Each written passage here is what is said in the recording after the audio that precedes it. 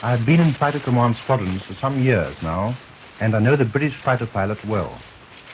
During the early months of this year, when things were quiet, the fighter pilot was almost unhappy. But now he is once more walking around with a grin on his face. He's happy because he is making the Hun pipe to our tune.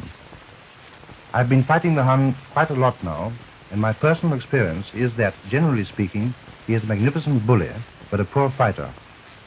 For instance, last year over Dunkirk in England, when our pilots were badly outnumbered, they never failed to sail in and mix it. But the German will very seldom engage in a fight unless he has tactical advantage and numerical superiority.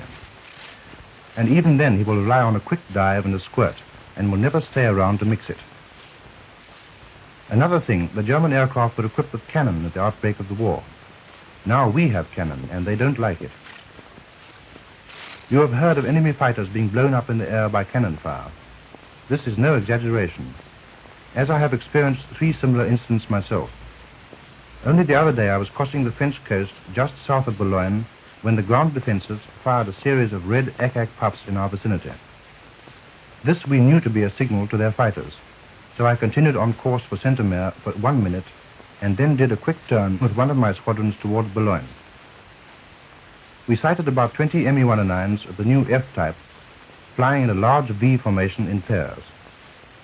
We dived in behind them and I singled out the right-hand flank man and closed to 50 yards before I opened up with my cannon.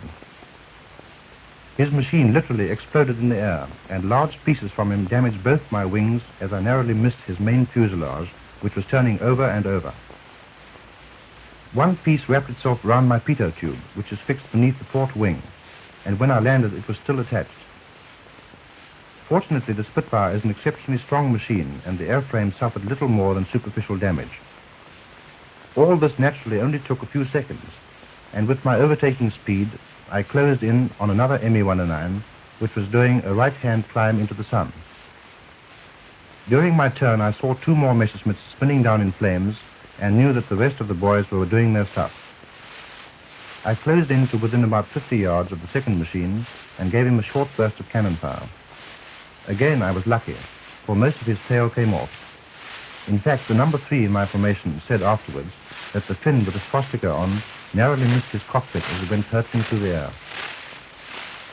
I saw the wings tear away from the fuselage, which plunged into the earth with a terrific explosion. I know that we have got old Jerry rattled, and quite a lot of these defensive operations. Every time he pops his nose up in the area in which our bombers are operating, there is a whoop of delight, and Spitfires shoulder each other out of the way to knock him on the head.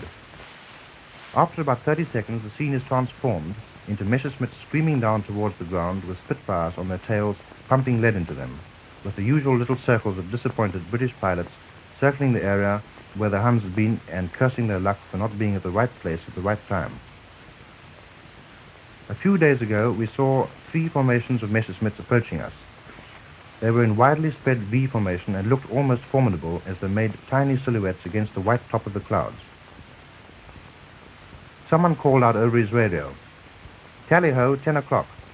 Surely they must be friendly." And then someone else said, "By heaven, they're Huns. Come on and cut yourself a slice of cake."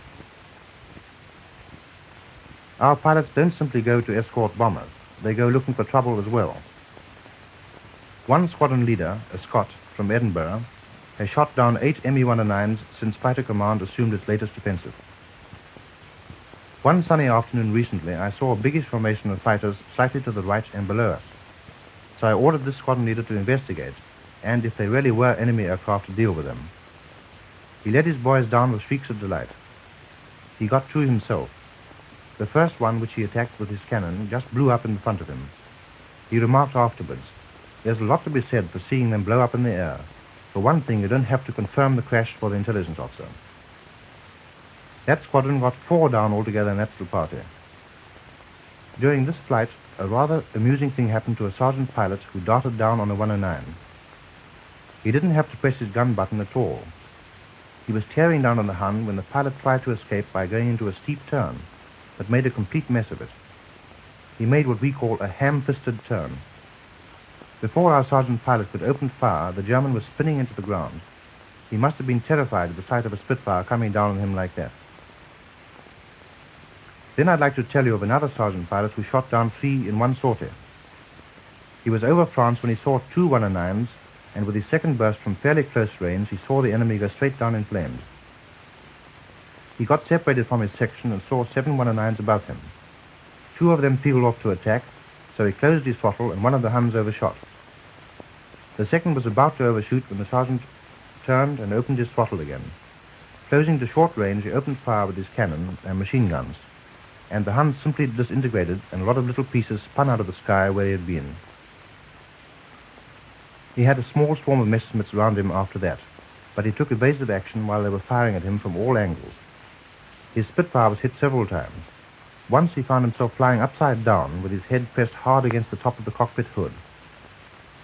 However, he righted himself, carried on towards England, and near the French coast overtook a 109 which he shot down just short of the Dunkirk beaches. It must have been very satisfying to see the Hun crash in flames on our old battleground of last year.